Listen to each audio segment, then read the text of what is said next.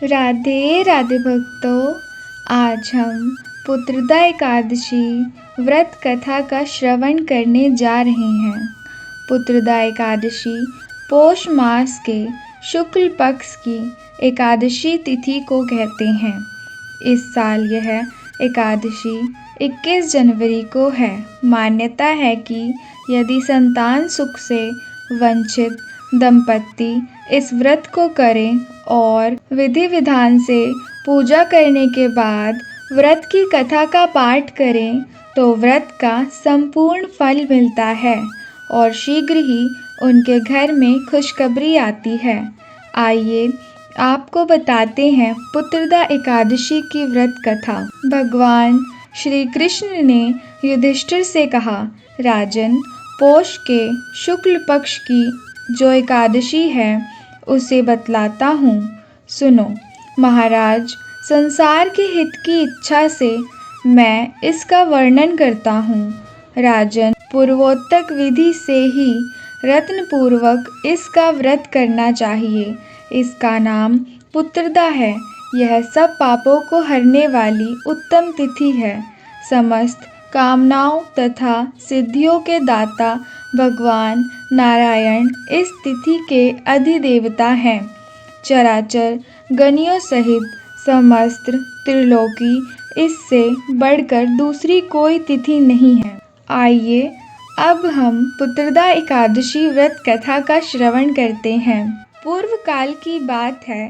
भद्रावतीपुरी में राजा सुकेतुमान राज्य करते थे। उनकी रानी का नाम चंपा था। राजा को बहुत समय तक कोई वंशधर पुत्र नहीं प्राप्त हुआ। इसीलिए दोनों पति पत्नी सदा चिंता और शोक में डूबे रहते थे। राजा के पितृ उनके दिए हुए जल को बड़े ही शौक के साथ पीते थे और सोचते थे कि राजा के बाद और कोई ऐसा नहीं दिखाई देता जो हम लोगों को तर्पण करेगा। यह सोच सोचकर पितृ दुखी रहते थे। एक दिन राजा घोड़े पर सवार होकर गहन वन में चले गए। पुरोहित आदि किसी को भी इस बात का पता ना था। मृग और पक्षियों से सेवित उस संघन कानन वन में राजा भ्रमण करने लगे। मार्ग में कहीं सियार की बोली सुनाई पड़ती थी तो कहीं कहीं उल्लुओं की। जहाँ तहाँ रीछ और मृग दृष्टिगोचर हो रहे थे। इस प्रकार घूम घूम कर राजा वन की शोभा देख रहे थे। इतने में दोपहर हो गई। राजा को भूख और प्यास सताने लगी। वे जल की खोज में इधर उधर दौड़ने लगे। किसी पुण्य के प्रभाव से उन्हें एक उत्तम सरोवर दिखाई दिया जिसके समीप मुनियों के बहुत से आश्रम थे। शोभाशाली नरेश ने उन आश्रमों को देखा तो उस समय शुभ की सूचना देने वाले शकुन होने लगे। राजा का दाहिना नेत्र और दाहिना हाथ फड़कने लगा जो उत्तम फल देने की सूचना दे रहा था। सरोवर के तट पर बहुत से मुनि वेद पाठ कर रहे थे। उन्हें देखकर राजा को बड़ा हर्ष हुआ। वे घोड़े से उतरकर मुनियों के सामने खड़े हो गए और पृथक पृथक उन सब की वंदना करने लगे। ये मुनि उत्तम व्रत का पालन करने वाले थे। तब राजा ने हाथ जोड़कर बारंबार दंडवत किया। तब मुनि बोले, राजन, हम लोग तुम पर प्रसन्न हैं। राजा बोले, आप लोग कौन हैं? आपके नाम क्या है तथा आप लोग किस लिए यहाँ एकत्रित हुए हैं? यह सब सच सच बताइए। मुनि बोले, राजन, हम लोग विश्वदेव हैं। यहाँ स्नान के लिए आए हैं। माघ निकट आया है। आज से 5वें दिन माघ का स्नान आरंभ हो जाएगा। आज ही पुत्रदा नामक एकादशी है जो व्रत करने वाले मनुष्य को पुत्र देती है। राजा ने कहा, विश्वदेवगण, यदि आप लोग प्रसन्न हैं तो मुझे पुत्र दीजिए। मुनि बोले, राजन, आज के ही दिन पुत्रदा नामक एकादशी है। इसका व्रत बहुत विख्यात है। तुम आज इस उत्तम एकादशी का व्रत पालन करो।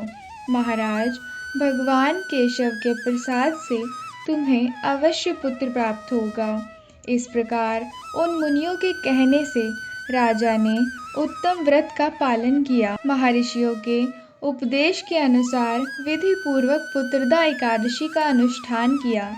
फिर द्वादशी को पारण करके मुनियों के चरणों में बारंबार नतमस्तक झुकाकर राजा अपने घर को आए। तदंतर रानी ने गर्भ धारण किया। फलस्वरूप प्रसव काल आने पर पुण्यकर्मा राजा को तेजस्वी पुत्र प्राप्त हुआ, जिसने अपने गुणों से पिता को संतुष्ट कर दिया। वह प्रजाओं का पालक हुआ। इसलिए राजन, पुत्रदा का उत्तम व्रत ही अवश्य करना चाहिए। मैंने लोगों के हित के लिए तुम्हारे सामने इसका वर्णन किया है। जो मनुष्य एकाग्रचित होकर पुत्रदा का व्रत करते हैं, वे इस लोक में पुत्र पाकर मृत्यु के पश्चात स्वर्गगामी होते हैं। इस महात्म को पढ़ने और सुनने से अग्निष्टोम यज्ञ का फल मिलता है। भक्तों, आइए अब हम जानते हैं एकादशी पारण का समय।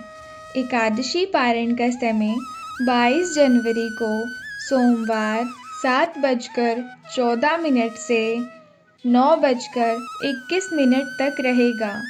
मैं आशा करती हूँ आपको हमारी यह कथा अवश्य पसंद आई होगी, और यदि आपको यह कथा पसंद आई है तो हमारे चैनल को अवश्य सब्सक्राइब कीजिएगा।